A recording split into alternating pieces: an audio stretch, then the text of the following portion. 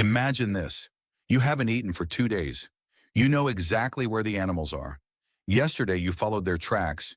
You know the route, you know the terrain, and you know where the herd should be. All you need to do is go there.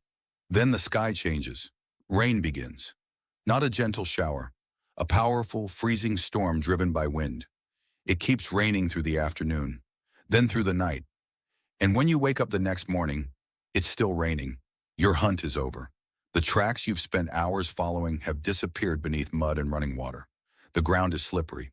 The rocks are dangerous. And when you're walking barefoot, one twisted ankle isn't just an injury. Thousands of years ago, it could be a death sentence. The river near your shelter's rising. Your clothes are wet. Your shelter's getting colder. And your fire, the one thing keeping you warm, helping you cook food, giving you light, and keeping predators away, is beginning to struggle. You aren't bored. You aren't relaxing. You're trapped. Today, rain means something completely different. We close the windows, make coffee or tea, grab a blanket, turn on Netflix. The sound of rain can actually make us feel sleepy. But for humans living tens of thousands of years ago, that same sound could signal danger, cold, flooding, predators, and hunger. Without modern waterproof clothing or insulated shelters, staying wet for hours in cold conditions could become extremely dangerous. And then there was flooding. Many prehistoric camps were located near rivers, cliffs, and rock shelters because those places provided water and protection. But during heavy storms, those same locations could become dangerous. Water could enter caves, rivers could rise rapidly, and the shelter that protected you yesterday could become a trap today. There was another problem: predators. Humans weren't the only animals searching for dry ground. Large predators were dealing with the same storm. And when humans and predators are forced into the same limited shelters, the danger becomes obvious. So if you're trapped inside a prehistoric shelter during a storm, what matters most? The answer is simple: fire. Fire wasn't just warmth, it was technology. It allowed humans to cook food, it provided light, it helped protect against predators, and it created a central gathering place for the entire group. But keeping a fire alive during heavy rain was not easy. Wet wood doesn't burn well. Wind can scatter embers. And if the fire went out, starting another one might be difficult. That's why preserving fire was so important. Ancient people could protect glowing embers, carry them between locations, and use materials that could slowly smolder for long periods. Thousands of years ago, people already understood that fire was something worth protecting. So during a storm, someone might spend hours beside it, moving fuel, shielding the flames, finding dry branches, splitting wet wood to reach the dry material inside. Because if that fire disappeared, everyone could suffer. But once the fire was secure, something unexpected happened. Time. Suddenly nobody could hunt, nobody could travel, and the group had hours or even days to stay inside. So what did they do? They made things. Archaeological sites show that caves and rock shelters were not just places to hide. They were workshops. People shaped stone, repaired tools, processed pigments, worked animal bones, and created objects that required patience and concentration. At Blombos Cave in South Africa, archaeologists found evidence of deliberate ochre processing dating back roughly 100,000 years. Someone collected the pigment, someone processed it, someone had a reason for doing it. Then there were bone tools. Needles are especially fascinating. A bone needle is tiny, but making one requires skill. You have to shape the bone, smooth it, and create a small hole. You don't make something like that while running through a forest. You make it while sitting down, working carefully, and having time. The same is true for string and rope. Today, string seems almost meaningless because it's everywhere. But producing strong plant fiber cord by hand is slow. Fibers have to be prepared, twisted, combined, and twisted again. Yet once humans had cordage, they could attach tools to handles, repair clothing, strengthen shelters, make traps, and connect objects together. A simple piece of string could unlock dozens of technologies, and rain gave people time to make it. Humans were also improving their shelters.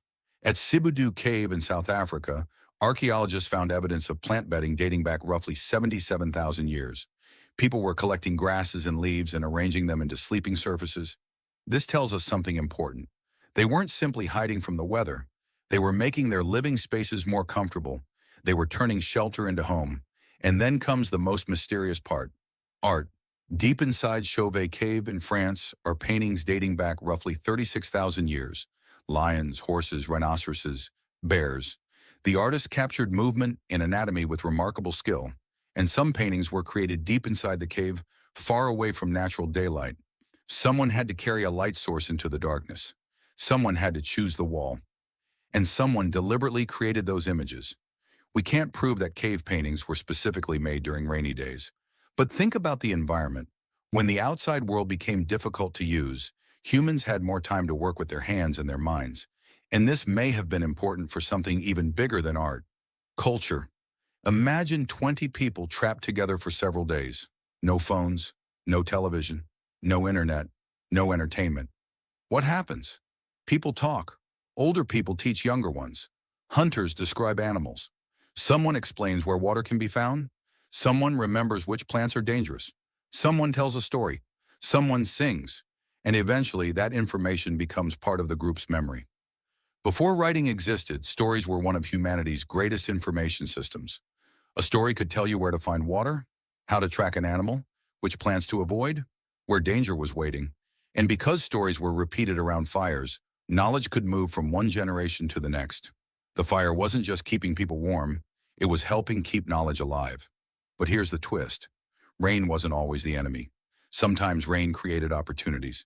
After a storm, wet ground can preserve animal footprints. For a skilled tracker, those tracks could reveal where an animal had gone. Rain also changes the food supply. Plants grow. Tubers become easier to dig. Insects emerge. And in tropical environments, termites can swarm after rainfall, creating a sudden source of protein. So rain didn't necessarily mean there was no food. It meant the food landscape had changed. The smartest humans learned to change with it. When the rain came, they protected the fire. They repaired tools, prepared clothing, made rope, improved shelters, taught children, shared stories. And when the rain finally stopped, they walked outside into a completely transformed landscape. The ground was soft, the rivers were full, plants were growing, insects were active, and fresh animal tracks covered the mud. The storm had passed, and the group was ready. That's the part we often miss when we imagine prehistoric humans. We picture constant hunting, constant danger, constant movement. But survival wasn't only about action. Sometimes survival meant stopping, resting, preparing, learning, creating. A rainy day inside a cave may have looked like wasted time. But inside that shelter, a tool could be improved. A piece of clothing could be repaired. A child could learn a survival skill. A story could be passed to the next generation, and someone could create something that would survive for thousands of years. The rain could stop the hunt, but it couldn't stop human creativity. It could wash away footprints, but it couldn't wash away knowledge. It could threaten the fire, but it couldn't extinguish curiosity. And perhaps that's one of the biggest reasons humans survived. We weren't the strongest animals. We weren't the fastest. We didn't have claws or massive teeth, but we had something different. We could turn a problem into an opportunity. A storm became time. Time became preparation. Preparation became knowledge. Knowledge became culture. And culture helped humans survive. So the next time you're sitting comfortably inside while rain hits your window, remember this. For us, rain can be relaxing. For ancient humans, it could be deadly. But sometimes, the days when they couldn't go outside were the days when they made the things that helped humanity move forward. The storm forced them to stop. And when they stopped moving, they started creating.